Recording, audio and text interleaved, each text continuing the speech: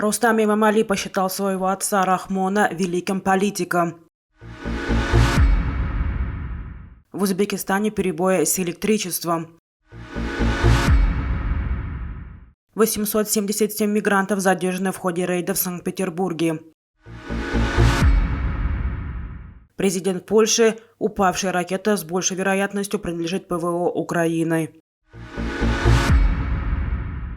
Рустам Эмомали, спикер Верхней палаты парламента Таджикистана, в статье в парламентской газете назвал своего отца, президента Эмомали Рахмона, великим политиком, который предотвратил угрозу исчезновения молодого государства таджиков с политической карты мира.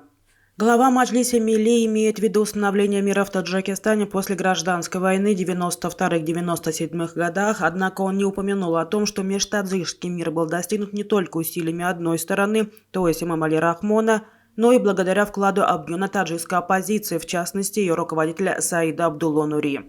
В статье, посвященной 30-летию со дня проведения 16-й сессии Верховного Совета Таджикистана, говорится, что Эмомали Рахмон вернул Таджикистану мир и стабильность, вновь объединил таджикскую нацию и спас страну от угрозы распада.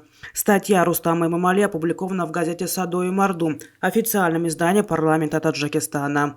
Эмомали Рахмон возглавляет Таджикистан с 1992 года. Он побеждал на всех выборах президента в Таджикистане с 1994 года. До этого фактически 2 года правил страной во главе Верховного Совета. По мнению международных наблюдателей, ни один из выборов в Таджикистане не были демократичными, прозрачными и не соответствовали международным стандартам. Также сегодня в Касле-Арбов в Бабаджон-Гафуровском районе Сагдийской области, который является основным местом проведения мероприятия в честь 30-летия 16-й сессии Верховного Совета Таджикистана, прошло торжественное собрание «Концерт». В нем приняли участие и президент страны Эмомали Рахмон, который находился в Сагдийской области с рабочим визитом, сообщили в пресс-службе областной администрации. Для участия в торжестве на севере страны собрались депутаты парламента, представители интеллигенции, государственные и общественные деятели Таджикистана. Туда же съехались участники исторической сессии, ученые и литераторы, политологи, а также звезды таджикской сцены. Среди гостей, в частности, бывший председатель Душанбе Махмад Саид Убайдуллоев и экс-председатель парламента Таджикистана Шукурджон Зухуров.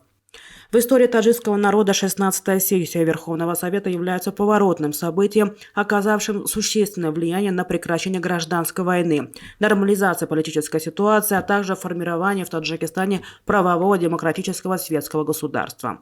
Именно на этой сессии, именно в Касле-Арбов 30 лет назад Эмомали Рахмон был объявлен главой государства.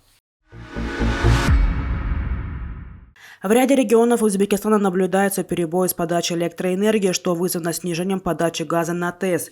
Как пишут узбекские СМИ, Национальный диспетчерский центр Министерства энергетики Узбекистана попросил региональные предприятия снизить потребление энергии, чтобы по вине Узбекистана не произошла авария в энергосистеме Центральной Азии. В пресс-службе Министерства энергетики объяснили, что из-за похолодания увеличился спрос на электроэнергию и природный газ. В холодные дни также резко падает давление природного газа в магистральных газопроводах и сетях. В результате на некоторые тепловые электростанции, производящие электроэнергию, поступает меньше природного газа. Это приводит к снижению объемов производства электроэнергии, говорится в сообщении Минэнерго Республики Узбекистан. Как сообщили 16 ноября в пресс-службе ГУ МВД России по Санкт-Петербургу и Ленинградской области, в ходе массового рейда в Калининском и Фрунзенском районах Петербурга были задержаны 877 мигрантов.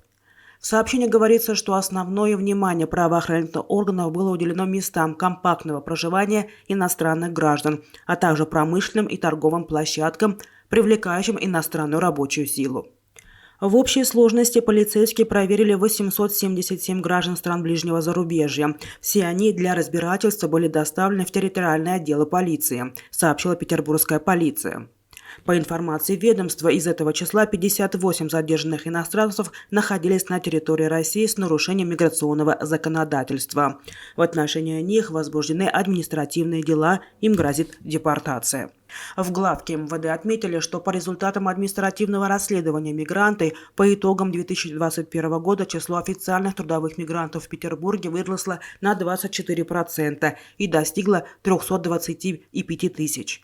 В основном мигранты заняты в обрабатывающих производствах, логистике, строительстве, торговле, ЖКХ.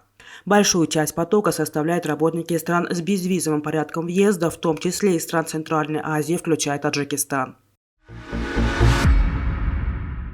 Президент Польши Анджей Дуда заявил, что ничто не указывает на то, что падение ракеты в деревне Пшиводов было атакой на страну.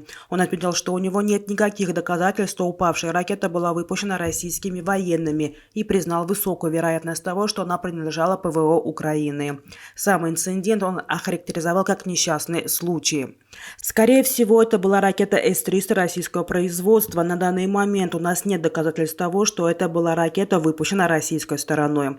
Много указывает на то, что это была ракета ПВО, которая, к сожалению, упала на территорию Польши, сказал Дуда. Его слова передает канцелярия главы государства в Твиттер. Он подчеркнул, что Польша находится в прямом контакте с нашими союзниками по НАТО. Подчеркну, у нас нет никаких косвенных доказательств, которые позволили бы сделать вывод, что это было нападение на Польшу, заявил Дуда. Жители Восточной Польши не должны беспокоиться об увеличении присутствия служб и армии. Пожалуйста, сохраняйте спокойствие. Наша безопасность обеспечена, добавил он. Поздним вечером 15 ноября польские СМИ сообщили о падении 2 ракет в польской деревне Пшиводов. В результате инцидента погибли 2 человека. По данным МИД Польши, упавшие ракеты были произведены в России.